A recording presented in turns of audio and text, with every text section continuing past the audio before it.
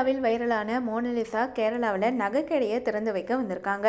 அவருக்கு நகைக்கடை உரிமையாளர் பாபி செமனூர் வைர நெக்லஸ் ஒன்றை பரிசா கொடுத்திருக்காங்க. இவரை பார்க்க ஏராளமான ரசிகர்கள் அங்க குவிஞ்சிருக்காங்க. கோழிக்கோட்டில் இருக்கக்கூடிய செம்மனூர் நகைக்கடை திறப்பு விழாவில் மோனலிசா கலந்து கொள்வார் அப்படின்னு ஏற்கனவே பாபி செமனூர் தெரிவிச்சிருந்தாரு. அதே போல நேற்று, அதாவது பிப்ரவரி 14 நடைபெற்ற கடை திறப்பு விழாவில் மோனலிசா கலந்துக்கிட்டாங்க. மோனலிசாவை நேரில் பார்க்க மக்கள் கூட்டம் அதிகமாக திரண்டிருந்துச்சு. நகைக்கடையை திறந்து வைத்த பின்னர் அவர் பேசும்போது எல்லாருக்குமே காதலர் தின வாழ்த்துக்களை தெரிவிச்சாரு. மேலும் அனைவரும் நலமா இருக்கீங்களா அப்படின்னு மலையாளத்தில் பேசினாரு. என் மீது அன்பு வைத்துள்ள மக்களுக்கு நான் என்றும் ரசிகையாக இருப்பேன் அப்படின்னு தெரிவிச்சாரு. அவர் பேசும் மலையாளத்தில் இவர் நலம் விசாரிப்பதை கேட்ட மக்கள் ஆரவாரம் செஞ்சாங்க. இதை தொடர்ந்து பேசிய பாபி செமனூர், கும்பமேளாவில் ஃபேமஸான மோனலிசா கடைத்திறப்பு விழாவுக்கு வந்திருப்பது மகிழ்ச்சி அளிக்குது. மோனலிசா இப்போதுதான் கொஞ்சம் கொஞ்சமாக மலையாளம் கற்றுக்கிட்டு இருக்காங்க.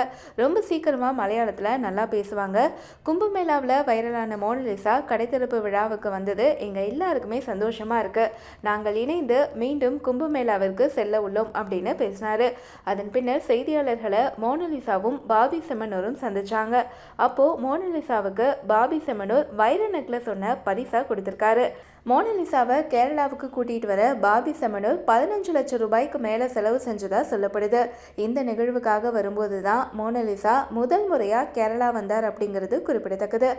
பாபி செமனூர் மேலே ஏற்கனவே நடிகை ஹனி ரோஸ் பாலியல் புகார் ஒன்றை கேரள மாநிலம் கொச்சியில் புகார் கொடுத்திருந்தார் அப்படிங்கிறது குறிப்பிடத்தக்கது.